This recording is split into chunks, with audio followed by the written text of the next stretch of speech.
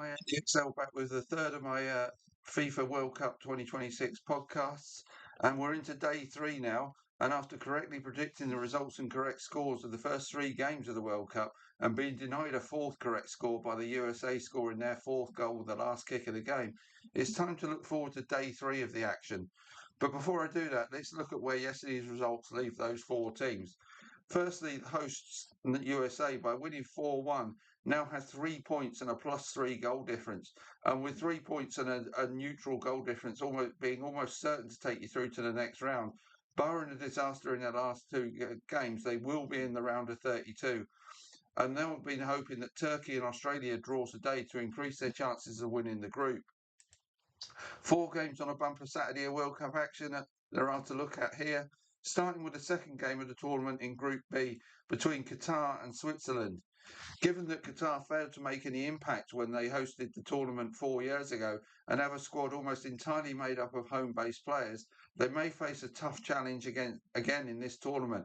And with no wins in their last six games, they hardly come into this in any sort of form and carrying any confidence into their meeting with the Swiss. The Swiss squad is highly experienced. Ricardo Rodriguez and Granit Xhaka have 284 caps between them for starters. They also have six players with over 60 caps to their names. They qualified comfortably from a group that contains Sweden, Kosovo, and Slovenia, scoring 14 and conceding just two in their qualification games. They have the look of a squad that will have enough about them to take care of business against weaker teams and may well be able to be tactically astute enough to cause a surprise or two against the bigger names. They should certainly prove too good for Qatar here, and I'll take them to win this game 3-0. And following the draw between Canada and Bosnia and Herzegovina last night, a win for the Swiss would put them well in the driving seat in a group they will fancy winning, as neither of last night's teams looked great, especially Bosnia and Herzegovina, who may have been fortunate to come away with a point from that game. The winner of Group B will face the third place team in the round of 32, whereas the runner up will face the runner up from Group A, which currently looks likely to be Mexico or South Korea. So the group is definitely worth winning for the Swiss, so they'll be looking to get off to a good start tonight. The second game today is a real humdinger, Brazil versus Morocco. The first of the tournament favourites enter the fray against the touted dark horses in Morocco, who became the first African nation to make the semi-finals of a World Cup 4 years ago. This is the best game of the first round of fixtures for me and should be an intriguing one to watch. With Scotland and Haiti making up Group C, both teams will fancy the chances of winning their group, so a win for either may well put them on course to do just that. It could be argued a draw would suit both, allowing them to get wins they need against the other two teams in this group to qualify for the round of 32. But I think both these teams, especially Brazil, will look to win this and try to get that group winner's spot. This group is matched up against Group F's winners and runners up in the next round. That means they will play the Netherlands, Japan, Sweden, or Tunisia in the next round if these two teams progress.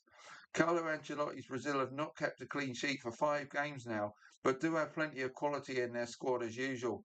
But if they're to go all the way, much will depend on Vinny Jr., especially as Neymar is currently injured, to deliver as their undoubted star man.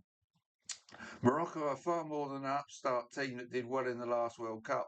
The vast majority of their squad play in Europe now. Skipper Ashram Hakimi of PSG is possibly the best right back in the world right now, and Real Madrid's Brahim Diaz provides the quality going forward, whilst PSV's Ismail Saibari may be the one to lead their attack.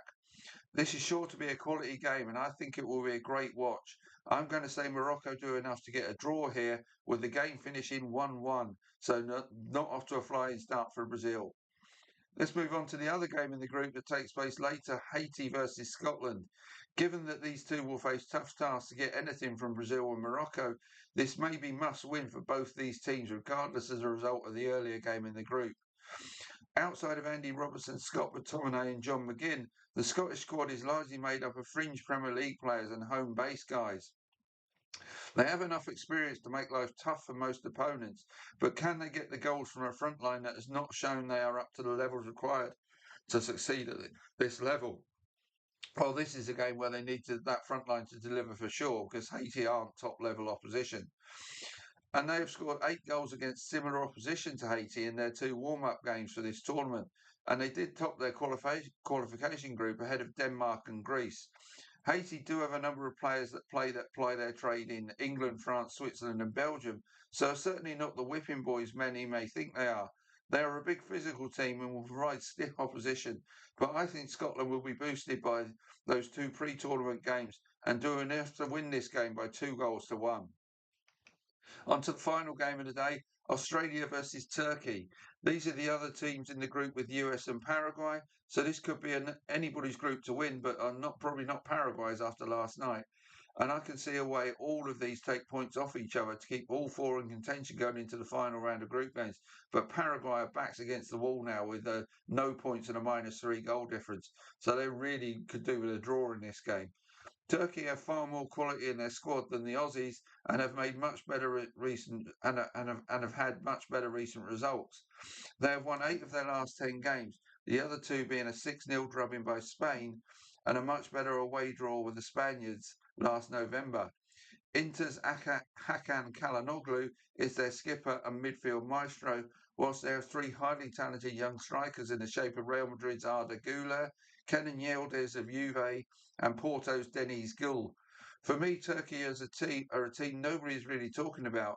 Could be one of those teams that causes upsets in the knockout phase, and I think maybe favourites to win this group, or were before USA's showing last night. Now it's going to be probably Turkey or US that win this group for me. The winner of Group D will face a third place team in the round of 32, then potentially Belgium or Egypt in the last 16. So there is a path where the group winners could have a decent shot at making the quarterfinals. The runner-up may end up facing Belgium or Egypt in the round of 32, and then possibly Argentina in the last 16. So winning this group could boost that team's chances considerably. And I'm going to take the Turks to take the first step to being that team by getting a comfortable 2 or 3-0 victory here. So that's day 3 out the way. See what happens today. I'll come back with a review of day 3 and a look at day 4 tomorrow. Take care for now.